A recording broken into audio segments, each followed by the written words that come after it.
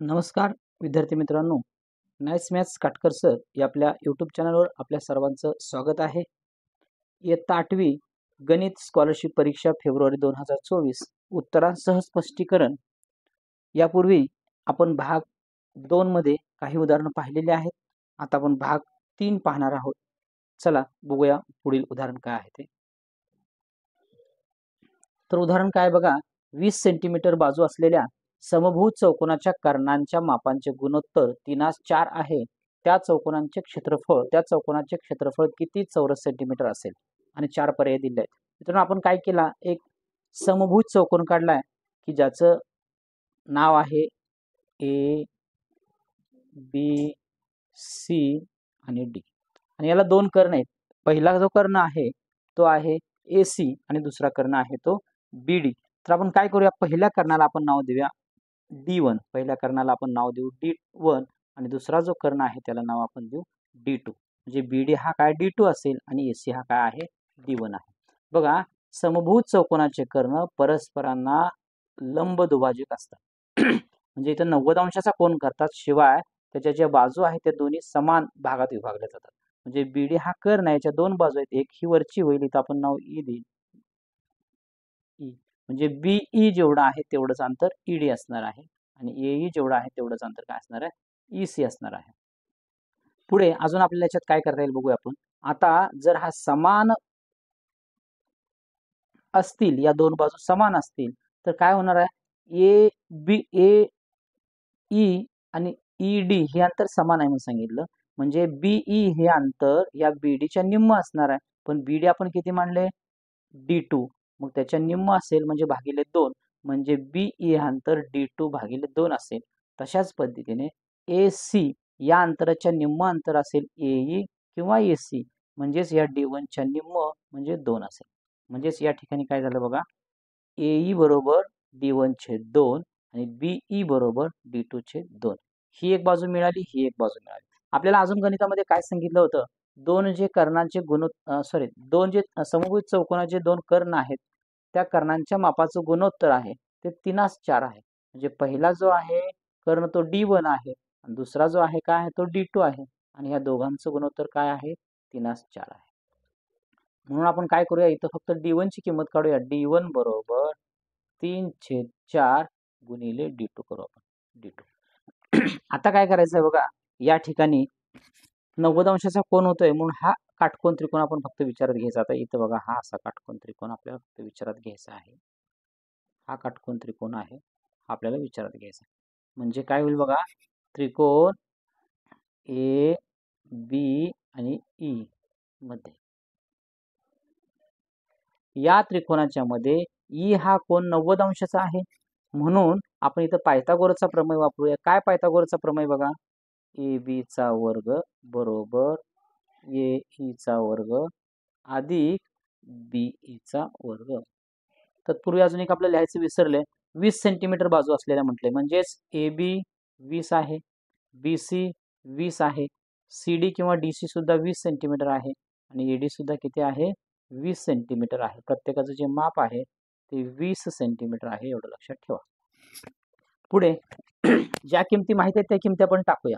बघा, AB ची किंमत आपल्याकडे 20 आहे, म्हणजेच काय येईल, 20 कंसाचा वर्ग बरोबर AE ची किंमत आपण इथं काढलेली आहे. AE काय आले, AE D1 भागिले D2, म्हणजे काय येईल बघा, D1/2 कंसाचा वर्ग अधिक BE किती आलाय बघा आपल्याकडे, BE सुद्धा काय, D2/2 कंसाचा वर्ग. आता इथं 20 चा वर्ग आहे, 20 चा वर्ग येईल आपला 400 येईल बरोबर. D1 आहे, या ठिकाणी काय करूया, D1 चा वर्ग आहे असं, आणि ह्या 2 चा वर्ग 4 येईल अधिक इथं D2 चा वर्ग येईल आणि इथं काय येईल 4. D2 चा वर्ग छेदस्थानी 4 येईल. आता पुढे आपल्याला D1 ची किंमत ठेवायची. कशाची किंमत ठेवायची, D1 ची काढलेली आपण. D1 ची किंमत काय बघा, D1 कुठे आपला इथे हे छेदस्थानी 4 आहे, असंच आहे. D1 ची किंमत काय बघा, 3/4 आणि D2 आणि कंसाचा वर्ग अधिक D2 चा वर्ग छेदस्थानी 4. आता इथे जर 3/4 D2 आणि कंसाचा वर्ग असेल म्हणजे कंसातल्या प्रत्येकाचा वर्ग, मग 3चा वर्ग काय येईल 9 येईल आणि D2 चा वर्ग म्हणजे आहे असा D2 चा वर्ग करावा लागेल. पण ह्या 4चा वर्ग केला तर हा आपल्याला काय येणार आहे छेदस्थानी येणार आहे आपलं आहे असं हे 4 आहे.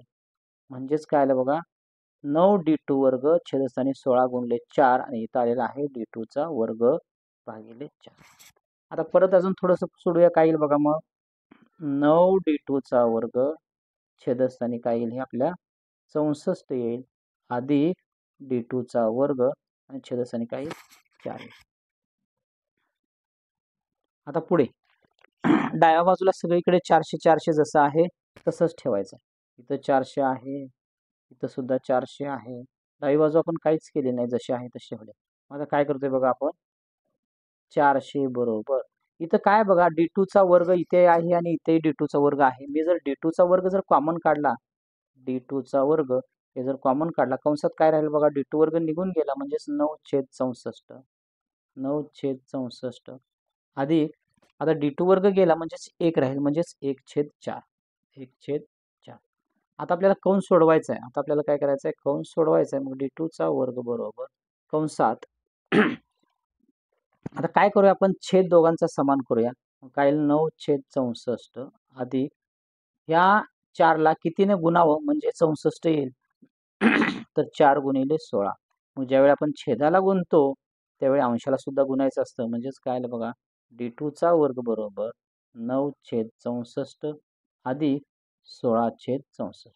मग आता जर हा कंस आपण सोडवायला घेतला तर काय येईल बघा D2 चा वर्ग कंसात छेद समान आहे छेद आहे असं आणि अंशाची बेरीज अंशस्थानी म्हणजे काय आलं 16 अधिक 9 म्हणजेच काय आलं बघा इकडे काय आहे आपलं 400 जसं आहे तसं आपलं 400 प्रत्येक ठिकाणी डाव्या बाजूला आहे. मग आता काय येईल बघा हे D2 चा वर्ग कंसात 25/64. आता जर हे 25/64 आपल्याला जर या बाजूला आणायचं असेल तर काय होईल जे न्यूमरेटर जे अंशस्थानी आहे ते छेदस्थानी येईल आणि जे छेदस्थानी आहे ते अंशस्थानी जाईल म्हणजेच काय येईल बघा 400 गुणिले 64 भागिले 25 बरोबर D2 चा वर्ग. आता जिथे भाग जातो तिथे आपल्याला भाग घालूया बघूया इथं काय करूया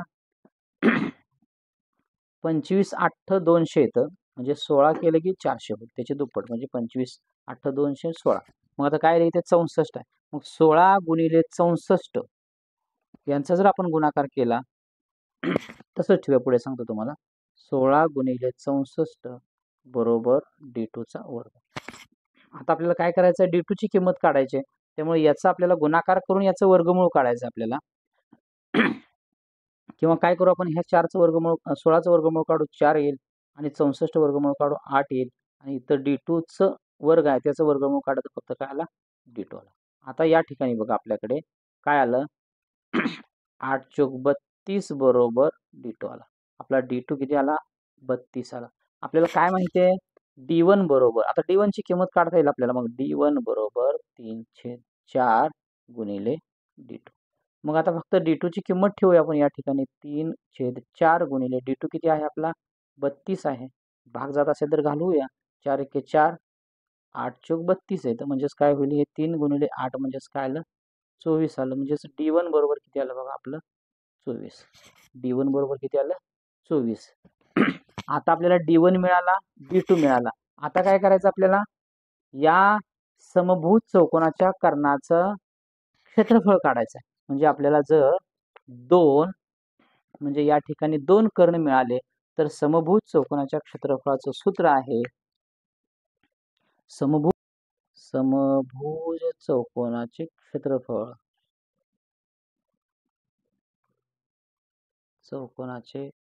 क्षेत्रफळ बरोबर 1/2 गुणिले दोन्ही कर्णांचा गुणाकार. मग पहिला कर्ण किती आहे 1 आहे तो 24 आहे आणि दुसरा आहे तो किती आहे 32 आहे. म्हणजेच काय बघा भाग जात असेल तर भाग घालूया आपण काय बघा 1/2 गुणिले 24 आणि 32 भाग गेला काय येईल ते 12 येईल. म्हणजे आता इथे 12 गुणिले 32 येईल 12 गुणिले 32 आणि जर आपण या दोघांचा गुणाकार केला तर आपल्याकडे उत्तर येईल 384. चौरस सेंटीमीटर किंवा सेंटीमीटर वर्ग हे त्याचं एकक असेल. म्हणजे ह्या समभुज चौकोनाचं जे क्षेत्रफळ आहे ते 384 सेंटीमीटरचा वर्ग असेल आणि आपल्या दिलेल्या उत्तरामध्ये पर्याय क्रमांक 2 हे उत्तर आपलं बरोबर आहे. तर यानंतर पुढील प्रश्न बघूया आपण. काय बघा प्रश्न, एका पुस्तकाचा 5/9 भाग व 68 पाने वाचून झाल्यावर 92 पाने उरत असतील तर त्या पुस्तकाला एकूण किती पाने आहेत. आता पुस्तकाला एकूण पाने किती आहेत हे आपल्याला माहित नाही. आपण काय करूया, समजूया काहीतरी. काय समजूया, पुस्तकाची जी एकूण पाने आहेत, पुस्तकाची एकूण पाने जी आहेत ते आपण x मानू. एकूण जे पाने आहेत पुस्तकाचे x. म्हणजे काय बघा, एका पुस्तकाचा किती भाग वाचलाय, 5/9. बघा, म्हणजे एकूण पुस्तकाला पाने किती आहेत, x आहेत. मग आता काहीतरी वाचलाय म्हणजे त्या पुस्तकातून वजा होणार आहे आणि ती किती भाग वाचलाय, तर x च्या 5/9 म्हणजेच x गुणिले 5/9. पुन्हा पुढे काय सांगितलं, व 68 पाने वाचून झालं. त्याशिवाय 5/9 हा भाग तर वाचलेलाच आहे, शिवाय त्याची अजून आपल्याकडे 68 पाने वाचलेली आहेत. हे वाचून झाल्यानंतर तरीही आपल्या पुस्तकामध्ये 92 पाने उरतात. म्हणजे हे अशा प्रकारचं आपल्याला समीकरण मिळेल. काय केले बघा, आपण पुस्तकाचे एकूण पाने जे आहेत, पुस्तकाची एकूण पाने जे आहेत ती x मानली, x लिहिली. आपण काय म्हणतो, x च्या 5/9 म्हणतो, x च्या 5/9 म्हणतो. म्हणजेच काय होतं, चा ची चे असेल तर गुणाकारात चिन्ह येतं, 5/9 आहे असं, आणि टक्के म्हटलं की भागिले 100 असतं. भागिले काय असतं, 100 येतं. पण इथं टक्के दिलेले नाही, फक्त काय सांगितलंय x च्या 5/9. म्हणजे आपल्याला फक्त गरजेचं काय, एवढंच आहे, फक्त काय, x गुणिले 5/9.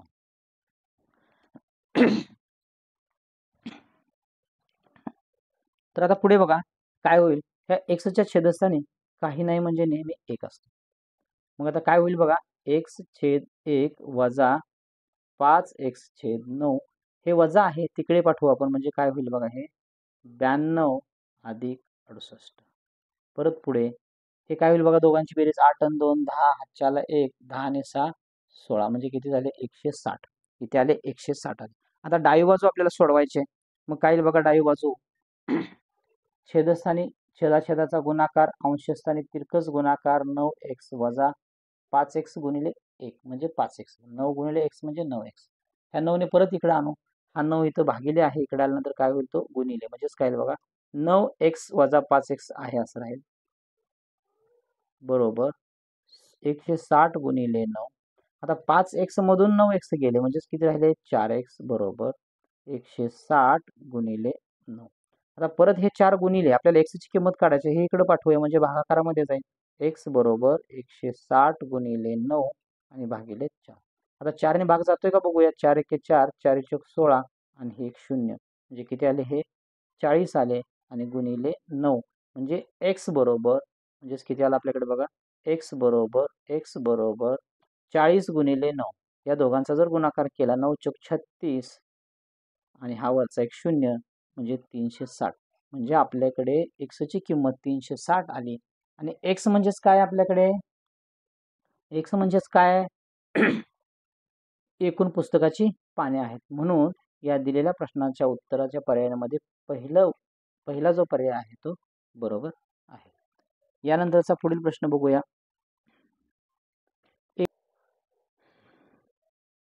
एका शाळेत 5वी ते 8वीचा पट प्रत्येकी 50 आहे. खालील जोडस्तंभलेखात इयत्तानिहाय उपस्थिती दर्शवली आहे. त्यांचे निरीक्षण करून प्रश्न सोडवा. आता 2 प्रश्न आहेत या ठिकाणी, आपल्याला एक जोडस्तंभालेख दिलेला आहे, त्याच्यावरून आपल्याला प्रश्न सोडवायचे. प्रत्येक वर्गात 50 विद्यार्थी आहेत. इयत्ता 5वीचा वर्ग असेल, 6वीचा असेल, 7वीचा असेल किंवा 8वीचा असेल. हा x ॲक्सिस दिसतोय आपल्याला, हा उभा जो आहे तो y ॲक्सिस दिसतोय. इथं आपल्याला जोडस्तंभालेख म्हटल्यावर हे आहेत ते मुले आहेत आणि हे जे आहेत त्या मुली आहेत, म्हणजे रंगवलेल्या आहेत त्या मुली आहेत आणि जे पांढऱ्या रंगाने दर्शवलेले आहेत ते मुले आहेत. तर प्रश्न काय बघूया आपण, इयत्ता 8वीतील उपस्थित मुलांपेक्षा उपस्थित मुली शेकडा कितीने जास्त आहेत असा विचारलेला आहे प्रश्न आपल्याला. तर काय करायचं बघा, सुरुवातीला आपल्याला हजर, आता बघा या ठिकाणी आपल्या जोडस्तंभालेखामध्ये 5वी मध्ये 50 आहेत, 6वी मध्ये सुद्धा 50 आहेत, 7वी मध्ये 50 आणि 8वी मध्ये 50. म्हणजे आपल्याकडे एकूण विद्यार्थी जे आहेत ते किती आहेत बघा.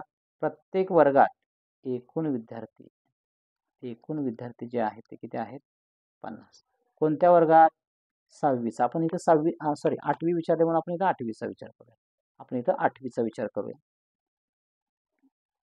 आपल्याकडे 8वीच्या वर्गामध्ये एकूण विद्यार्थी आहेत ते किती आहेत? 50 आहेत. मग आपल्याला काय करायचं आहे बघा, याच्यामध्ये हजर मुले आणि एकूण विद्यार्थी आपल्याला माहित पाहिजे. हजर मुले आणि एकूण विद्यार्थी माहित असतील तर आपल्याला काय करता येईल, किती टक्के विद्यार्थी म्हणजे 50 पैकी किती टक्के विद्यार्थी आपल्याकडे हजर आहेत, मुलं असतील किंवा मुली असतील. आपण पहिल्यांदा काय करूया, एक कोणाचं तरी काढूया. तर या ठिकाणी बघा 8वी कुठे इथे, मग 8वीचा जर विचार केला, हे कोण आहेत? मुले आहेत. हे कोण आहेत? मुले आहेत. म्हणजे मुले किती दिलेत? इकडे येऊ सरळ आपण, 20 आहेत. 20% दाखवले. इथे किती दाखवलंय? 20 दाखवलंय. पुढे हे 8वीच्या मुली आहेत, या किती दाखवलेत बघा इकडे, तर 22 दाखवलेत. किती दाखवलेत? 22 दाखवलेत. मग आपल्याला 50 एकूण मुलं आहेत, त्याच्यापैकी 20 मुलं हजर आहेत, म्हणजे किती टक्के हे आपल्याला काढायचे. मग कसं काढता येईल बघा आपल्याला, हजर मुले काय करता येईल, हजर पहिल्यांदा आपण मुलांचं काढूया. हजर मुले भागिले एकूण विद्यार्थी, एकूण विद्यार्थी आणि गुणिले 100. जर हे केलं तर आपल्याला या 50च्या किती टक्के मुलं आहेत हे आपल्याला मिळेल. मग काय बघा, हजर मुले किती आहेत आपल्याकडे? 20 आहेत, गुणिले 100 भागिले एकूण विद्यार्थी किती आहेत आपल्याकडे? 50. मग याच्यावरचा एक शून्य इथे एक गेला. काय होईल बघा, 5 एके 5, 5 दोन्ही 10, म्हणजे किती आले आपल्याकडे? 40%. म्हणजे या 50च्या 40% मुलं आपल्याकडे हजर आहेत किंवा इथे आहेत. त्यानंतर बघा उपस्थित आहेत. त्यानंतर आता मुलींचं काढूया अशाच पद्धतीनं. हजर मुली भागिले एकूण विद्यार्थी किती असतील ते वर्गात आणि गुणिले 100. बरोबर. आता हजर मुली किती आहेत आपल्याकडे? 22 आहेत, गुणिले 100 आणि भागिले एकूण 8वीच्या वर्गातली मुलं किती आहेत? 50. म्हणजेच काय बघा, या शून्याला हा शून्य गेला. 5 एके 5, 5 दोन्ही 10, म्हणजेच किती आलं? 44%. किती आलं? 44%. जर आता बघा या ठिकाणी मुलं आहेत ते 40% आहेत आणि मुली ज्या आहेत त्या 44%. म्हणजे मुलांपेक्षा मुली ह्या 4%ने इथं जास्त दर्शवलेत. किती टक्क्याने जास्त दर्शवले? 4%ने जास्त दर्शवले. म्हणजे दोघांच्या मधला जो फरक आहे तो या ठिकाणी फरक जो आहे तो किती आहे? 4%. पण हा 4 जो आहे तो कितीचा कोणत्या संख्येवरचा फरक दाखवला आपण काढला? तर 50. आपल्याला 100चा फरक माहित नाही ना. जर एकूण विद्यार्थी आपण काढतो ज्यावेळेस शेकडा, त्यावेळी आपण 100 वरती काढतो. मग 50 इथं किती होते आपल्याकडे? 40 मुलं होती. ज्यावेळी 40 मुलं होती त्यावेळी वाढणाऱ्या मुलींची संख्या किती होती? 4 होती. वाढणाऱ्या मुलींची संख्या किती होती? 4 होती. जर आता आपल्याकडे 100 मुलं असतील त्यावेळी किती मुली वाढतील आपल्याला माहित नाही, किंवा किती टक्के असतील हे आपल्याला माहित नाही, किती किंवा कितीने जास्त असतील हे टक्के आपल्याला काढायचं आहे. म्हणून काय केलं आपण, 40च्या मुलांच्या संख्येवर 4 मुली एक्स्ट्रा आल्या, तर 100 मुलांच्या संख्येवर किती मुली एक्स्ट्रा येतील असं विचारलं गेलं. मग काय करायचं, इथं तिरकस गुणाकार करायचा. काय बघा मग, 40 गुणिले x बरोबर 100 गुणिले 4. आता हे x ची किंमत काढायची आहे, म्हणजेच काय करूया, 40 तिकडे पाठवू आपण. 100 गुणिले 4 भागिले 40 आहे. म्हणजे या शून्याला हे शून्य गेले, 4 एके 4, 4 एके 4, म्हणजेच किती आलं? x बरोबर 10. म्हणजेच x बरोबर काय आलं? 10. म्हणजेच या ठिकाणी 8वीच्या वर्गात उपस्थित मुलांपेक्षा उपस्थित मुली हे 10 शेकडा कितीने जास्त आहेत? तर शेकडा 10ने जास्त आहेत. मग पर्यायामध्ये बघा आपल्याला दिलेला पर्याय 1 नंबरचा पर्याय आहे 10. म्हणून या आपल्या प्रश्नाचं उत्तर जे आहे ते पर्याय क्रमांक 1 किंवा शेकडा 10 मुली जास्त आहेत मुलांच्या पेक्षा. आता दुसरा प्रश्न, मुले आणि मुली मिळून उपस्थित पाहिल्यास कोणत्या इयत्तेतील उपस्थित सर्वात कमी आहे? म्हणजे या ठिकाणी 5वीची पूर्ण उपस्थिती किती आपल्याला माहित आहे का? तर काय बघा, 22 मुले आणि हे 26 मुली, म्हणजे किती झाले? हे 48 झाले. पुढे हे किती आहेत? 20 आहेत आणि हे किती आहेत? 18 आहेत, म्हणजे किती झाले? हे 38 झाले. म्हणजे 6वीच्या वर्गामध्ये मुलं आणि मुली मिळून 38 आहेत, 5वीच्या वर्गामध्ये 48 आहेत. हे 7वीच्या वर्गात बघूया, हे किती आहेत? 24 अधिक हे किती आहेत? 20, म्हणजे हे झाले 44. इथे बघू, इथे किती आहेत 20 आणि हे आहे ते 22, म्हणजे इथं झाले 42, इथे झाले 42, 42 झाले. म्हणजे बघा, पाचवीची जी उपस्थित संख्या आहे ती 48 आहे, 6वीची 38 आहे, 7वीची 44 आहे आणि 8वीची 42. म्हणजे सर्वात कमी जी आहे ती 38 ही संख्या आहे उपस्थिती, आणि ती कितवीची आहे तर 6वीची आहे. म्हणजेच आपल्याकडे जे उत्तर आहे ते 6वी असणार आहे, आणि 6वी हा पर्याय क्रमांक 4 मध्ये दिलेला आहे. यानंतरचा पुढील प्रश्न पाहूया. 780 चे 25% बरोबर 1950 चे m टक्के असेल तर m ची किंमत काढा. आता ज्यावेळेस अशा प्रकारचं गणित असतं त्यावेळी काय करायचं, दिलेलं गणित जसं तसं लिहून घ्यायचं. बघा, 780 चे 25% बरोबर 1950 चे m टक्के. एक लक्षात ठेवायचं, चा, ची, चे हे 3 शब्द असतील तर त्याच्याऐवजी गुणाकार वापरायचं, आणि जर टक्के असेल तर काय करायचं, 1/100 करायचं. बघा, चा, ची, च्या आणि चे हे शब्द असतील तर काय करायचं, आपण गुणाकाराचं चिन्हाच्या ऐवजी गुणाकाराचं चिन्ह वापरायचं या शब्दांच्या ऐवजी, आणि जर टक्के आला असेल तर त्याला 1/100 करायचं, 1/100 करायचं त्याला. मग आता ते वापरूया आपल्या ह्या नियमानुसार. काय आहे बघा, 780 चे म्हणजे काय गुणाकार, 25% म्हणजे काय असतं भागिले 100 बरोबर. हे 1950 पुन्हा चा, ची, चे आले की काय वापरायचं, गुणाकाराचं चिन्ह. इथे किती आपल्याकडे m आहे म्हणून m आहे ह्याचा ठेवला, टक्के आहे म्हणून 100. आपल्याला किंमत काढायची आहे m ची, बाकी सगळं तिकडे पाठवायचं आहे, पण छेदस्थानी दोन्हीकडे 100 आहे म्हणून आताच आपण घालून टाकू. मग काय राहिलं बघा, 780 गुणिले 25 बरोबर 1950 गुणिले m. मग आता बघा, या ठिकाणी 780 गुणिले 25 आहे. 780 गुणिले 25 जर याचा आपण गुणाकार केला तर येतो 19,500 येतो. 19,500 येतो या दोघांचा गुणाकार केला तर, आणि इकडे आहे 1950 गुणिले m. आता हे 1950 इथं गुणाकारामध्ये, इकडे जर आलं तर काय होईल, ते भागाकारामध्ये जाईल. म्हणजेच काय आलं बघा, हे 1950 म्हणजे डायरेक्ट फक्त एक शून्य राहिली, एक गेला आणि हा वरचा एक शून्य म्हणजे 10. म्हणजेच काय आलं, m. म्हणजेच m बरोबर आपल्याकडे किती आलं, 10.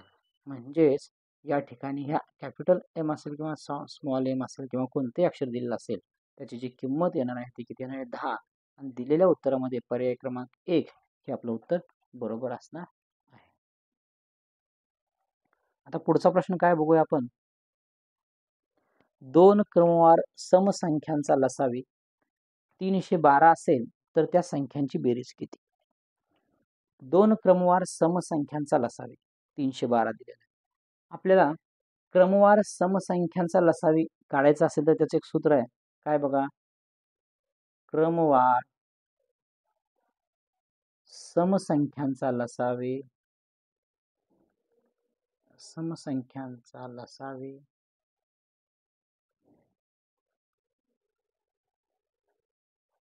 बरोबर 1/2 कंसात पहिली संख्या गुणिले दुसरी संख्या.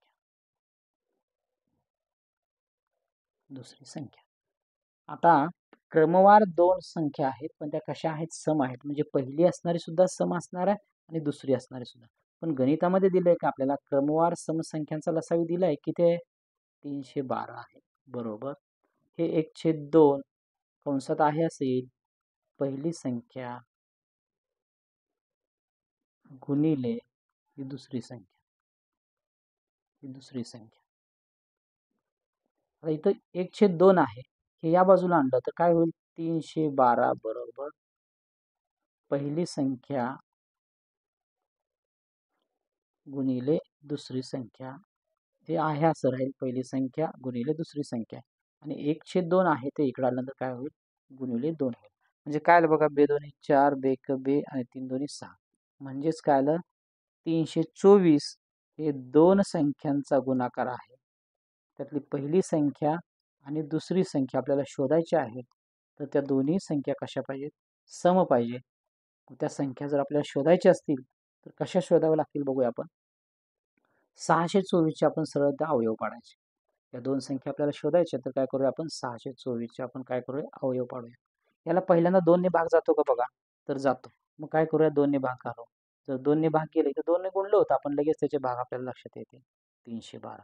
परत काय करूया आपण, हे 2 आहे असं, या 312 ला परत 2 ने भाग जातो का बघा, जातो. तर काय येईल बघा मग, 312 ला जर 2 ने भागलं तर आपल्याकडे 156 येईल. परत पुढे हे 2 आहे असं, हे 2 आहे असं, पुन्हा ह्या 156 ला 2 ने भाग जातो का बघूया, तर जातो. काय येतं, बेसाती 14, एक राहिला, बेआठे 16, 78 आलं. परत 2 गुणिले 2 गुणिले 2 आहे असं लिहिलं. या 78 ला परत 2 ने भाग जातो का बघूया. हो, 2 ने भाग जातो. तर काय येतं मग 39 येईल. परत पुढे आता हे 2, हे 2 आणि हे 2 आणि हे 2, 4 वेळा 2 2 आहे. गुणिले आता 39 ला 2 ने भाग नाही जात.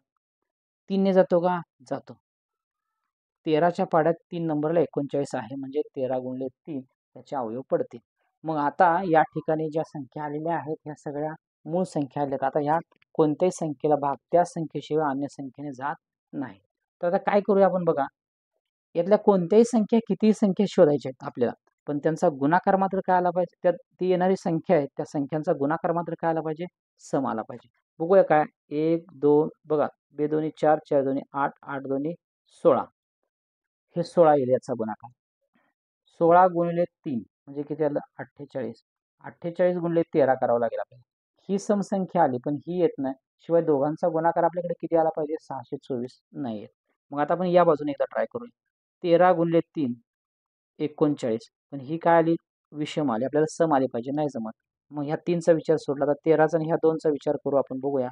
13 दोन्ही 26 आले. ठीक आहे, तर राहिलेल्या कोणत्या संख्येत बघूया आपण. राहिलेल्या कोणत्या आहेत बघूया.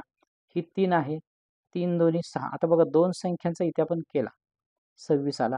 ठीक आहे, आता 3 गुणिले 2 म्हणजे 6, 6 गुणिले 2 12, 12 गुणिले 2 काय आलं, 24. या ठिकाणी ह्या दोन्ही संख्या आपल्या सम आलेल्या आहेत. शिवाय ह्या दोघांचा गुणाकार आपल्याला 624 येतोय का बघायचा आहे. तर हो, ह्या दोघांचा गुणाकार 624 येतो. म्हणजे याच्यातली पहिली संख्या ही 24 असेल आणि दुसरी संख्या ही असेल 26 असेल, आणि हे या दोघांचा गुणाकार येतो 624 येतो. आपल्याला काय विचारलंय या ठिकाणी, काय विचारलंय, सॉरी,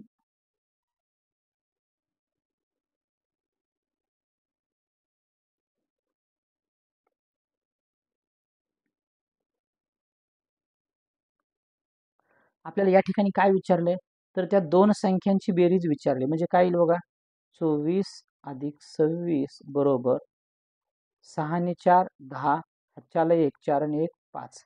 म्हणजे ह्या दोन संख्यांची जी बेरीज आहे ती 50 आहे. आणि दिलेल्या उत्तरामध्ये पर्याय क्रमांक 4 हे 50 आहे, म्हणून पर्याय क्रमांक 4 हे आपलं उत्तर बरोबर आहे. आता यानंतरचा पुढील प्रश्न पाहूया. सोबतच्या संख्यारेषेवरील सर्व बिंदू समान अंतरावर आहेत. त्यावरून आपल्याला length U R, length Q T बरोबर किती असं विचारलं. म्हणजे या ठिकाणी लेंथ यू आर म्हणजे यू आर हे 2 पॉइंट आहेत, यू आणि आर इथे, सॉरी यू आणि आर, यू इथे आणि आपला आर इथे, हे 2 पॉइंट आहेत. त्यातून जी किंमत येईल त्याची किंवा जे अंतर असेल त्या अंतरातून क्यूटी हे अंतर वजा करायचं आहे, आणि जे येईल ते किती असेल विचारलंय. पण इथं आपल्याला देताना हे अंतर दिलेलं नाही, तिथं सुद्धा देताना आपल्याला काय विचारलंय, दोन बिंदूंच्या मधलं अंतर काढायचं आहे आणि मग लिहायचं आपल्याला इथं किती असेल. बघूया आता. पहिल्यांदा काय करायचं बघा, अशा प्रकारचं जर गणित आलं तर आपण दोन पद्धतीने सोडवू शकतो. तर यातली आपण शॉर्ट पद्धत आपण एकदम वापरूया.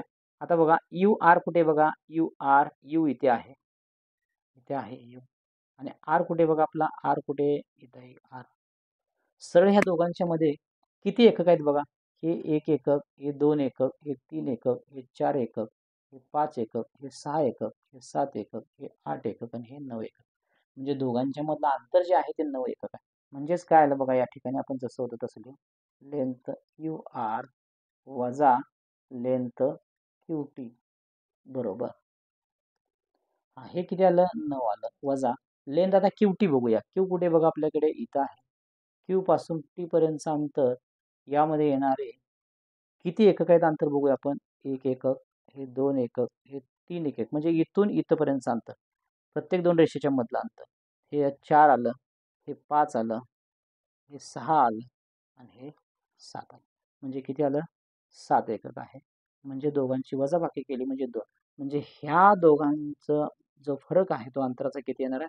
2 एकक येईल. किती येईल? 2 एकक असणार. आता उत्तर जे दिलेले आहे त्याच्यामध्ये आपल्याला डायरेक्ट 2 बिंदू दिले त्याच्यामध्ये शोधायचे. आर एस कुठे? आता बघा एक एक शोधत जाऊ आपण. आर एस किती बघा? आर कुठे? इथे. एस कुठे बघा? इथे. म्हणजे 1 आणि 2 आपण काढलेलं आहे. इथं मार्किंग दिलेलं आपल्याला सापडलं. Q R. क्यू कुठे? इथे. आर म्हणजे या दोघांच्या मधला एकच आहे म्हणून काय आलं? 1 आलं. आता टी यू इथे. मग हे 1 एकक, हे दुसरा एकक आणि हा तिसरा एकक म्हणजेच किती आलं? 3 एकक आलं. आणि एस क्यू किंवा क्यू एस घ्या. ही 1 एकक, ही 2 आणि ही 3 म्हणजे 3 एकक आलं. म्हणजे आर एस चं अंतर हे 2 एकक आहे. क्यू आर चं अंतर हे 1 एकक आहे. आणि टी यू चं अंतर हे सुद्धा 1 एकक आहे. आणि एस क्यू चं अंतर सुद्धा हे 3 एकक आहे. पण आपल्याकडे जे उत्तर आले ते किती आले? 2 एकक. म्हणजे या ठिकाणी आपलं किती असणार आहे? लेंथ आर एस एवढं हे अंतर असणार आहे. आपल्याला काही वेळा परीक्षेमध्ये अंतर विचारतील किंवा अशा पद्धतीने देऊन थोडंसं पुढे करतील. त्यामुळे आपल्याला पर्याय क्रमांक 1 हे आपलं उत्तर बरोबर आहे. हेच गणित आपल्याला दुसऱ्या एका पद्धतीने सोडवता येतं. त्याच्यामध्ये हे बघा वजा 3/8 आहे तर इथं वजा 2/8, इथं वजा 1/8, इथं 0 येईल, परत 1/8, 2/8 अशा पद्धतीने आपण डिस्टन्स फॉर्म्युला वापरून याच्यामधलं ते काढू शकतो. पण आपल्याला त्याची काही गरज नाही. हे सोप्या पद्धतीने आपण इथं पाहिलेलं आहे. तर यानंतरचा पुढील प्रश्न पाहूया. 5 वर्षापूर्वी आईचे वय मुलीच्या वयाच्या दुप्पट होते. त्यांच्या आजच्या वयाचे गुणोत्तर 11:6 असेल. तर आणखी 5 वर्षानंतर दोघींच्या वयातला फरक किती असेल? बघा काय सांगितले? आजच्या वयाचं गुणोत्तर दिले. आपल्याला आजची वय माहित आहेत का त्यांची? माहित नाही. आपण आजच्या वयाचं वर आपण बघूया. आजची वय काढूया. कोणाचं? आईचे वय. आईचे वय जे आहे ते आपण x वर्ष मानू. आजचे जे आईचं वय आहे ते x वर्ष मानू आणि जे मुलीचं वय आहे ते y वर्ष मानू. मुलीचे वय काय करू आपण? y वर्ष मानू. y वर्ष आहे. हे कधीच आहे? आजचं आहे. आणि यांच्या वयाचं गुणोत्तर दिले आपल्याला x/y बरोबर 11/6. जर याच्यामध्ये आपण x ची किंमत जर काढायची ठरवली तर अशी येईल 11/6 गुणिले y. हे आपल्याला पुढे कुठेतरी लागणार आहे म्हणून आपण हे काढून ठेवायला आपण फारदा समीकरण 1 म्हणून ठेवतो. आता पुढे हे आजचं झालं. गणितामध्ये पहिलं वाक्य काय दिलं तर बघा 5 वर्षापूर्वी आईचे वय. मग आता 5 वर्षापूर्वी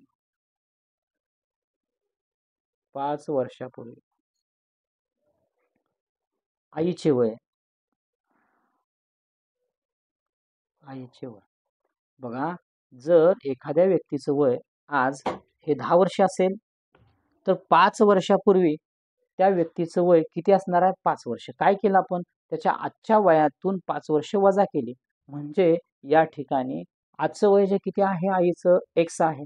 मग 5 वर्षापूर्वी आईचं वय किती असणार आहे? तर x वजा 5 वर्ष एवढं वय असणार आहे आईचं. आता मुलीचे वय असंच करायचं आहे. मुलीचे वय आजचे किती आहे? y आहे. मुलीचे आजचे वय किती आहे? y आहे. आणि 5 वर्षापूर्वीचं वय काढायचं आहे. म्हणजे तिच्या वयातून जर आपण 5 वजा केलं तर आपल्याला येणारं तिचं वय असणार आहे. मुलीचा 5 वर्षापूर्वीचं वय म्हणजे y वजा 5 वर्ष इतकं असेल. काय सांगितलं याच्यामध्ये? एक अट्ट टाकले. 5 वर्षापूर्वी आईचे वय. मग आईचं वय किती होतं 5 वर्षापूर्वी? x वजा 5 बरोबर मुलीच्या वयाच्या दुप्पट. मुलीच्या वयाच्या दुप्पट म्हणजे तिला 2 न गुणायचं आहे फक्त तिच्या वयाला. म्हणजे y वजा 5 हे काय आहे? मुलीचं 5 वर्षापूर्वीचं वय आहे. मग आपल्याला हे समीकरण मिळालं x वजा 5 बरोबर 2 गुणिले y वजा 5. आता हे समीकरण सोडवू आपण. मग काय येईल बघा x वजा 5 बरोबर हे 2 आणि y यांचा गुणाकार 2y येईल आणि 2 गुणिले 5 यांचा गुणाकार 10 आला आणि अधिक आहे 2चं चिन्ह y इथं 5चं चिन्ह वजा आहे अधिक वजाचा गुणाकार वजा येतो म्हणून वजा 10. जर ह्या चिन्हांचा गुणाकार तुमच्या लक्षात येत नसेल तर यासाठी आपण आपल्या चॅनलवरती चिन्हांची बेरीज, चिन्हांचा गुणाकार, चिन्हांचा भागाकार आणि चिन्हांची वजाबाकी असे आपण एक व्हिडिओ तयार केले, 2 व्हिडिओ टाकलेले आहेत, तुम्ही गरज वाटल्यास ते पाहू शकता. ठीक आहे. आता पुढे ह्या ठिकाणी आपल्याला हे 5 आहे, हे -5 आहे इथे आणि इकडे -10 आहे. म्हणजे आपण काय करू, एका बाजूला सगळे आपल्याला किंमत इथं कशी एक्सची ठेवायची आणि वायची काढायची. खरं तर आपलं वय कोणाचं विचारलं, दोघींच्या मधला फरक विचारला, एक आपण कोणती तरी किंमत काढू, एक्स किंवा वाय. मग आता जर या ठिकाणी आपण एक्सची किंमत माहित असेल तर एक्सची किंमत ठेवून टाकू. मग काय बघा, किंवा सोडवा आणि मग परत ठेवली तरी चालेल. मग काय बघा, एक्स हे -5 आहे तिकडे नेतो, बरोबर 2y - 10 अधिक 5. मग काय येईल बघा, इकडं आणलं म्हणजेच x बरोबर 2y आणि -5. कारण इथं काय आहे, -10 अधिक 5 आहे. म्हणजे काय आलं हे -5. आता x ची किंमत ठेवूया आपण. x ची किंमत इथे एक समीकरण आहे. काय बघा, 11y छेद 6 बरोबर 2y - 5. आता हा इथं 6 जो आहे तो छेदस्थानी इकडे आणल्यानंतर काय होईल, अंशस्थानी म्हणजे भागाकार आहे ते इकडे आल्यानंतर काय होईल, गुणाकारामध्ये, आणि 2y - 5 आणि इकडे काय राहील फक्त 11y. आता 11y आहे असेल, पुढे 6 गुणिले 2 हे आलं 12y वजा 6 गुणिले 5 30. आता बघा, हे y तिकडे पाठवून हे 30 इकडे आणू, मग हे -30 आहे इकडे आल्यानंतर काय होईल, अधिक होईल. हे 12y आहे असं आणि हे वजा इकडं 11y येईल. म्हणजेच 12y - 11y बरोबर फक्त 1y म्हणजेच y आणि हे काय असेल 30. पण y म्हणजेच काय आपलं, y म्हणजेच काय आपलं, मुलीचे वय. y म्हणजेच काय, मुलीचे वय. मग मुलीचे वय किती आले आपले, y बरोबर किती आले, 30 वर्ष आले. किती वर्ष आले, 30 वर्ष मुलीच्या. जर आपल्याला आता याच्यावरून x ची किंमत काढायची असेल तर कसे काढणार, मग माहिती आहे आपण मगाशीच काढली होती बघा, x बरोबर 11/6 गुणिले y. मग आता 11/6 गुणिले हे 30 बरोबर 6 एके 6, 6 पंचे 30, 11 गुणिले 5 म्हणजे किती आलं, 55. x बरोबर काय आलं, 55. म्हणजे x ची किंमत 55 आली आणि y ची किंमत किती आली, 30 वर्ष आली. म्हणजे या ठिकाणी आईचं आजचे वय किती आहे, 55 वर्ष आहे आणि मुलीचे आजचे वय किती आहे, 30 वर्ष आहे.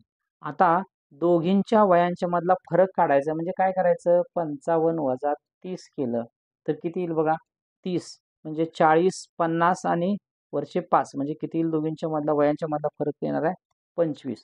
बघा, कोणतेही दोन व्यक्ती असतील आणि त्या दोन व्यक्तींच्या मधलं आजच्या वयामधलं फरक जो आहे तोच दोघांच्या सेम पाठीमागे 5 वर्ष गेलात, 10 वर्ष गेलात किंवा पुढे 5 वर्ष गेलात आणि 10 वर्ष गेलात तर तो वयामधला फरक तोच राहणार आहे.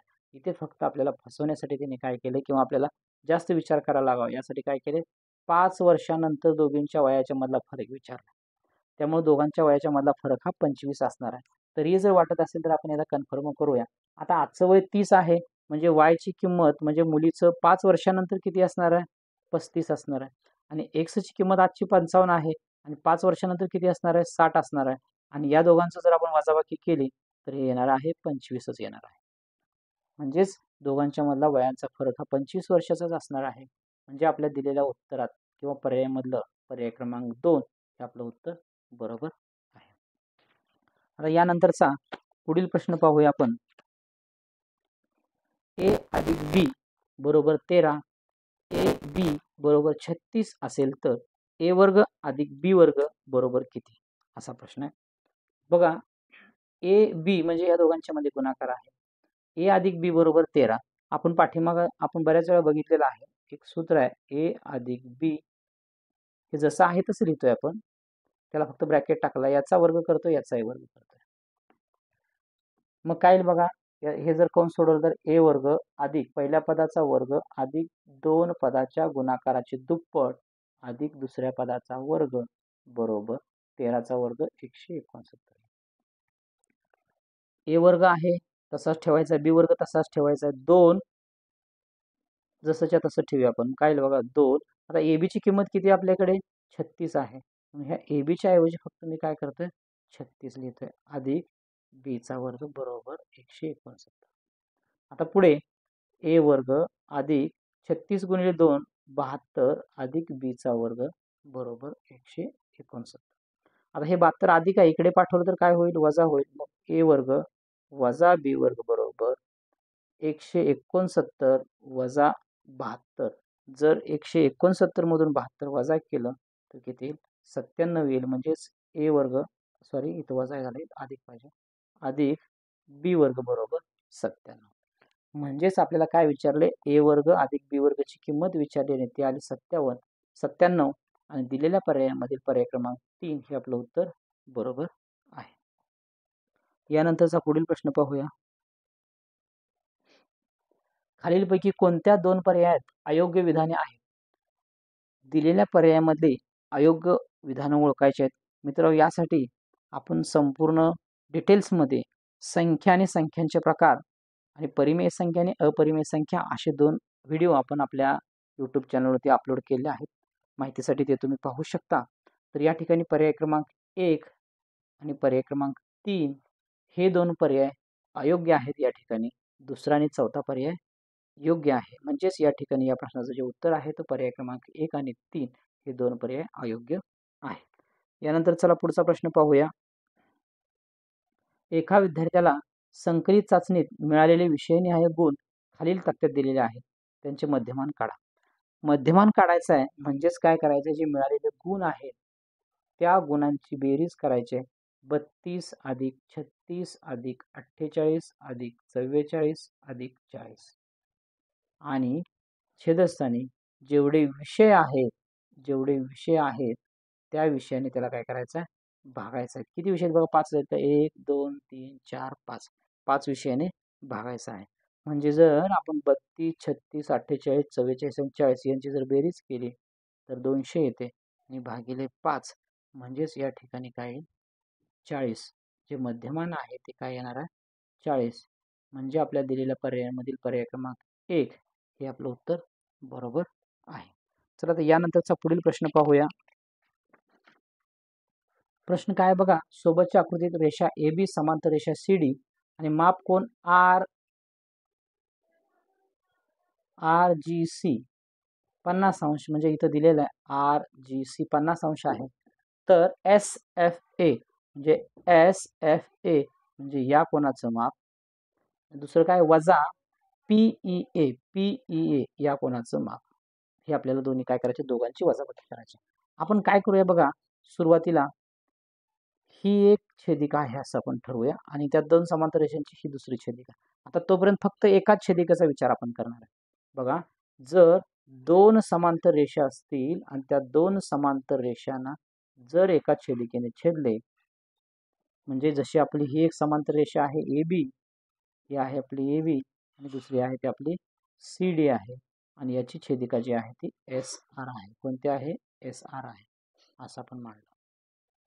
2 समांतर रेषांना एका छेदिकेने छेदले असता तयार होणारे संगत कोन, म्हणजे या कोनाशी हा कोन एकरूप असतो, संगत कोन आहे.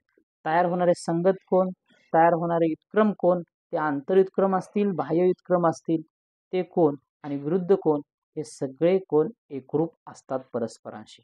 मग इथं 50 असेल, या 2 रेषांना या एका छेदिकेने छेदलं म्हणजे हा जर 50 अंश असेल तर हा सुद्धा 50 अंश येतो. म्हणजेच या ठिकाणी हा जो कोन आहे तो किती आहे? 50 अंशाचा. जर आता मी विचार केला इथून इथपर्यंत विचार केला तर हे दोन्ही कोन आहेत, हा एक कोन आणि हा एक कोन. हा 50 आहे, हा किती असेल? तर एकाच रेषेवर तयार झालेले जे कोन असतात, एका रेषेवर असे किती कोन तयार होते, या सगळ्यांची जी बेरीज असते ते असते 180. मग 50 आणि हा किती असणार आहे? म्हणजे 180 होतील तर हा असेल 130 अंशाचा कोन. हा असणार आपला 130 अंशाचा कोन. आता आपण काय सांगितलं होतं? या 2 रेषांना जर एका छेदिकेने छेदला असेल तर तयार होणारे संगत कोन एकरूप असतात. मग हा जर 130 असेल तर हा सुद्धा कोन 130 अंशाचा असणार आहे. म्हणजेच काय आलं बघा? माप कोन म्हणजेच काय आलं बघा? माप कोन SFA वजा माप कोन PEA हे आपण करतोय. मग हे SFA आलं 130 अंश वजा. आता आपल्याला PEA शोधायचा, हा शोधायचा. आता काय करतोय मी? 2 समांतर रेषा याच आहे, या 2 समांतर रेषांची जी छेदिका आहे ती आता ही छेदिका आहे असं आपण मानलं आणि ही छेदिका आहे. तर काय होतं? हा कोन आपल्याला शोधायचा आहे. तत्पूर्वी त्याच्या अगोदर इथे एक त्रिकोण तयार होते बघा, हा ओ आर एच आणि ओ. हा जो त्रिकोण आहे या त्रिकोणामध्ये जी ओ ही बाजू जेवढी आहे तेवढीच बाजू ओ एच आहे. तर याच्या प्रमाणात याच्या संदर्भात एक आपल्याकडे गुणधर्म आहे. जर दिलेल्या एखाद्या त्रिकोणामध्ये दोन बाजू एकरूप असतील तर त्या एकरूप बाजू समोरील कोण सुद्धा एकरूप असतात. म्हणजेच या जर दोन बाजू सारख्या असतील तर त्या दोन बाजूंच्या समोर असणारे कोण सुद्धा सारखे असतात. म्हणजे ओ एच आणि ओ जी ह्या दोन्ही साईड सारख्या आहेत किंवा समान मापाच्या आहेत. मग या ओ एचच्या समोरचा कोण आहे तो 50, म्हणजे जी ओच्या समोर असणारा सुद्धा कोण किती असणार आहे, 50 अंशाचा असणार आहे. किती अंशाचा? 50. आता या आकृतीकडे येऊ. या दोन समांतर रेषांना म्हणजे ए बी आणि दुसरी आहे ती सी डी आहे. या दोन समांतर रेषांना जर पी क्यू, पी आणि क्यू या छेदिकेने छेदले असता तयार होणारे संगत कोण समान मापाचे असतात किंवा एकरूप असतात. म्हणजेच काय बघा, हा कोण आणि हा कोण, म्हणजे इथं हा कोण दिसतोय का बघा, हा आपण आता स्टार केलेला आणि आता आपण शोधलेला हा 50, हे दोन्ही सारखे असणार आहेत. म्हणजे हा सुद्धा किती अंशाचा असणार आहे, 50 अंशाचा असणार आहे. मग हा कोणता आहे, पीई ए. हा जो कोण आहे तो कोणता आहे, पीई ए. मग जर आपण या ठिकाणी हा याच्यात माप ठेवलं त्याचं 50 अंश, तर आपलं जे उत्तर आहे ते किती येणार आहे, उत्तर बघा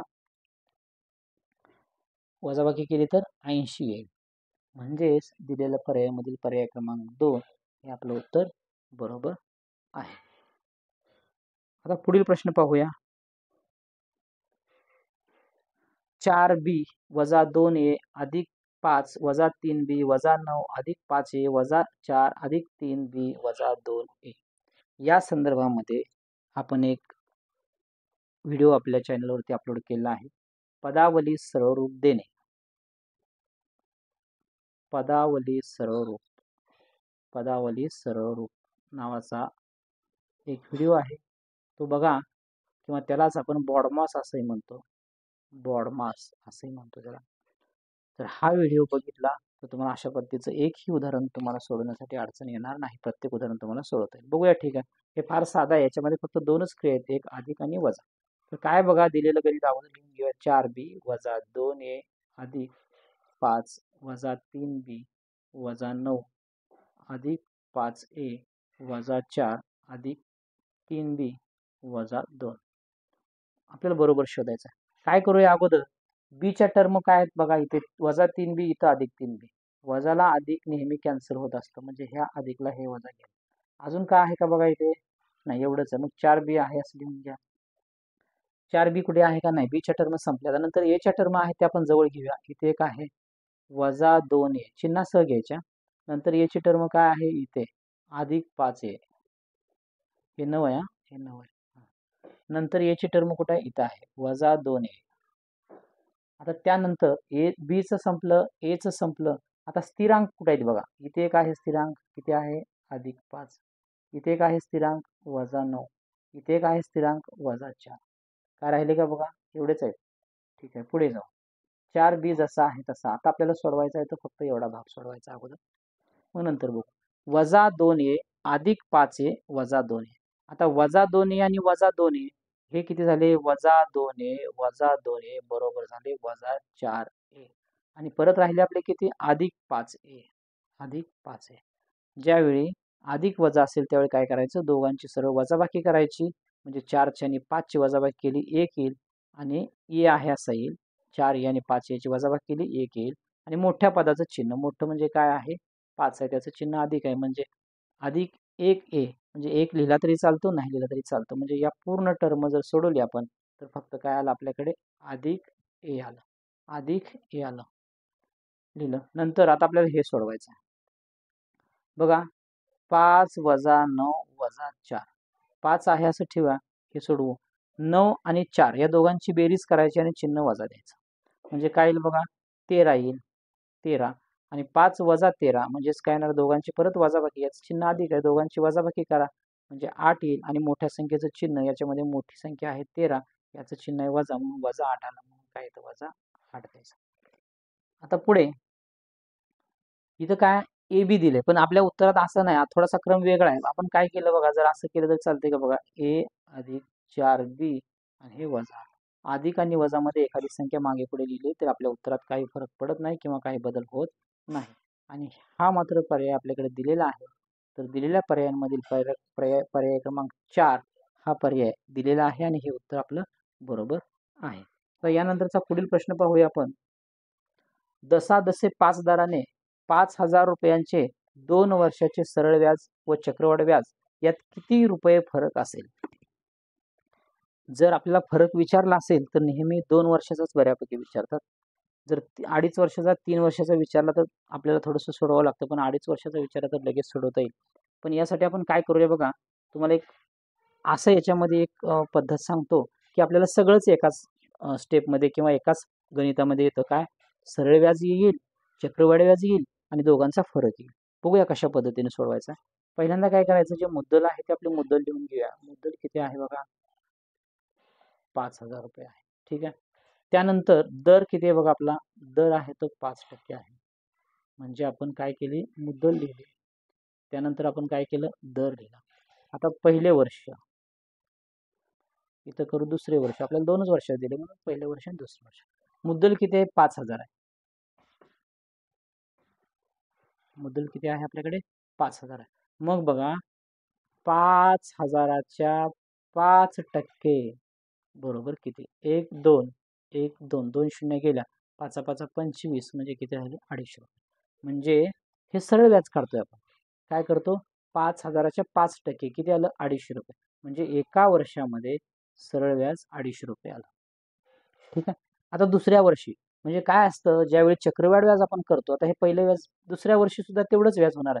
जर आपण सरळ व्याजाने गेलो तर दुसऱ्या वर्षी सुद्धा काय होणार आहे, जेवढं पहिल्या वर्षी व्याज झालंय तेवढंच प्रत्येक वर्षी व्याज आपण त्यात असतं. पण आपल्या मुद्दलीवरती व्याजावरती व्याज लावलं जात नाही किंवा तीच रक्कम मुद्दलमध्ये वाढवली जात नाही त्याच्यावर व्याज लावण्यासाठी. जर चक्रवाढ व्याज असेल आपल्याकडे तर इथं आपल्याकडे किती होतं, 5,000 होतं, तर हे त्याच्यामध्ये ॲडिशनल होईल. म्हणजे 5,250 रुपयावरती आता व्याज लावलं जाईल दुसऱ्या वर्षी. पण आपण काय करणार आहे बघा, हे पुढची प्रोसिजर न करता आपण काय केलं, पहिल्या वर्षी जेवढं सरळ व्याज आहे तेवढंच दुसऱ्या वर्षी घेतलं. आता पुढे या व्याजाच्या वरती व्याज लावलं जाणार आहे म्हणून याचं व्याज काढणार आहे. मग काय बघा, 250च्या 5% व्याज बरोबर काय बघा, या एका शून्याला ही एक शून्य गेली, 5 दोन्ही 10 आलं आणि बे के बे आणि इथे काय येईल, 12.5 येईल. 12.5 म्हणजे इथं काय आलं, 12.5 आलं. म्हणजेच काय बघा, आता या ठिकाणी जर आता मी थोडस हे करतो बघा, हा एक कंस आहे, हा जो आहे तो पूर्ण चक्रवाढ व्याज, हा जो आहे तो कंस काय आहे, पूर्ण चक्रवाढ व्याज आहे. याच्यामध्ये अजून एक थोडासा रंग वेगळा घेऊ आपण, म्हणजे तुम्हाला दुसरा अजून कळेल. हा घेतो आणि याच्यामध्ये 1 मिनिट. आता या ठिकाणी हे जे आहे हे सरळ व्याज आहे, हे जे आहे ते काय आहे, सरळ व्याज आहे, सरळ व्याज आहे. आणि आता राहिलेलं आपलं जे आहे ते आपण लाल रंगाने, हे जे राहिलेलं आहे हे काय आहे, फरक आहे.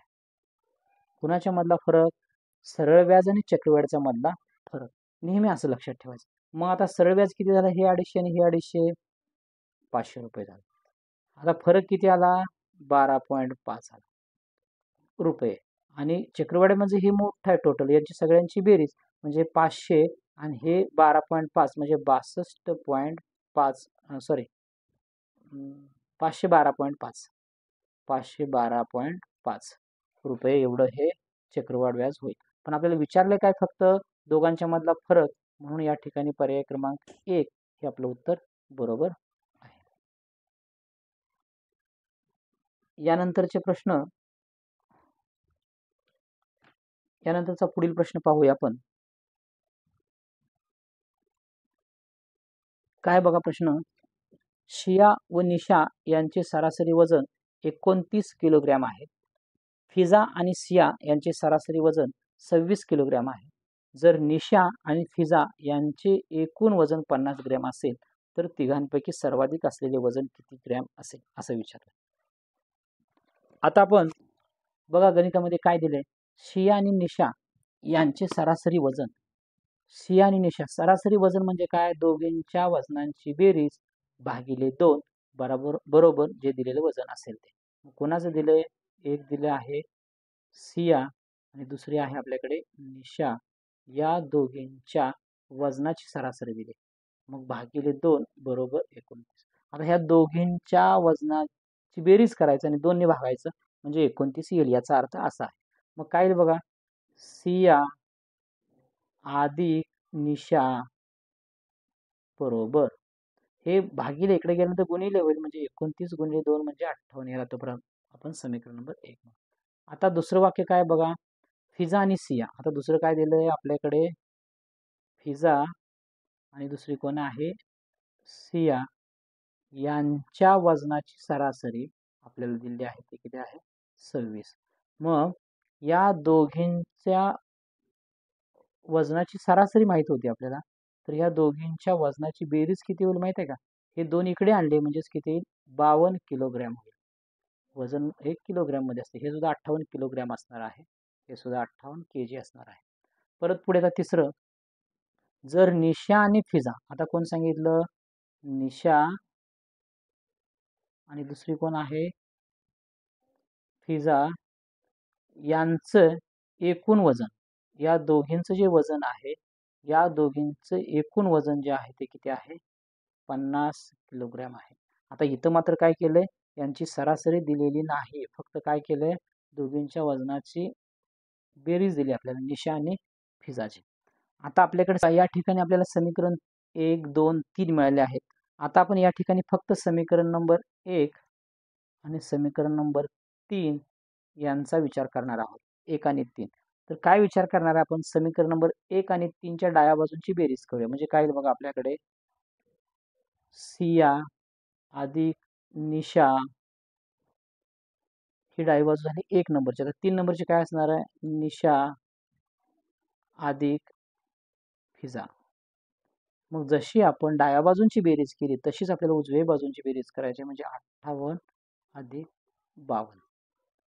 सॉरी, 3 नंबरची 52 नाही, 50 आहे. 3 नंबरची काय? 50 आहे. म्हणजेच काय आलं बघा? हे 108 आले. आता डाव्या बाजू जर आपण बघितलं तर काय बघा या ठिकाणी आपल्याला दिसतंय? इथं निशा निशा 2 वेळा आले आणि शिया आणि फिजा आले. मग काय बघा? सिया अधिक फिजा अधिक 2 गुणिले निशा, म्हणजे निशा किती वेळा आले? 2 वेळा आले. मग जर आता आपण काय केलं बघा? शिया आणि फिजा यांच्या वयाची बेरीज कुठं आहे का बघा? आपल्याकडे आहे. किती? समीकरण नंबर 2 मध्ये किती आहे? 52 आहे. मग आपण काय करूया? इथं आपण यांची किंमत 52 ठेवली अधिक 2 गुणिले निशा बरोबर काय आहे आपलं? 108. आता हे 52 अधिक आहे, इकडे गेल्यानंतर काय होईल? वजा होईल. म्हणजे काय? 2 गुणिले निशा बरोबर 108 वजा 52. म्हणजेच या ठिकाणी जी वजाबाकी येईल ती किती येणार? 56. पण इथं काढायची फक्त निशाचं फक्त आपल्याला वजन काढायचं आहे. मग हे 2 गुणिले इकडे गेलं तर काय होईल? भागिले होईल. म्हणजेच काय? हे 28. म्हणजे निशाचं जे वजन आहे ते किती आलं? 28 आलं. निशाचं वजन किती आलं? 28. आता हीच किंमत आपण समीकरण नंबर 1 मध्ये ठेवूया. मग काय येईल बघा? 1 मध्ये सियाचं वजन अधिक निशाचं वजन 28 आहे बरोबर 58. मग सिया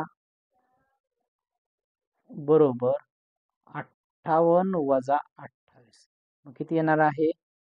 तर 30 येईल. 30 किलोग्रॅम, 30 केजी. हे कोण आलं? सिया आलं. 58 वजा 28 म्हणजे 30 केजी सिया आली. या ठिकाणी पुढे आता परत आपल्याला बघा कोणते 2 वजन मिळाले? एक निशाचं मिळालं, एक शियाचं मिळालं. आता राहिलं कोणाचं? फिजाचं. मग शिया आणि फिजा हे समीकरण नंबर 2 मध्ये बघा, इथे बघा फिजा आणि शिया. मग आता आपल्याला जर फिजाचं काढायचं असेल, मग फिजा अधिक सियाचं किती आले आपलं? 30 आलंय आणि बरोबर किती आहे? 52. हे इकडं आणलं म्हणजे वजा होईल. म्हणजेच काय बघा? फिजा बरोबर 52 वजा 30. 52 वजा 30 म्हणजेच काय येईल बघा? इथं आपल्याकडे 22 किलोग्रॅम आहे. कुणाचं आलं हे? फिजाचं आलं. कुणाचं आलं? फिजाचं. म्हणजेच आपल्याकडे 3 लोकांचे किंवा या 3 व्यक्तींचे वजन आपल्याला मिळाले. तर प्रश्न काय बघूया अगोदर आपण. तिघींपैकी सर्वाधिक असलेले वजन किती किलोग्रॅम आहे? मग कोण आहे? 28 आहे, 30 आहे आणि 22 आहे. तर सगळ्यात जास्त वजन कोणतं आहे? तर 30 केजी आहे. आणि कुणाचं आहे? सिंहाचं आहे. जर कुणाचा विचार असता आपण लिहिलं असतं, पण 30 केजी हे सगळ्यात जास्त वजन आहे.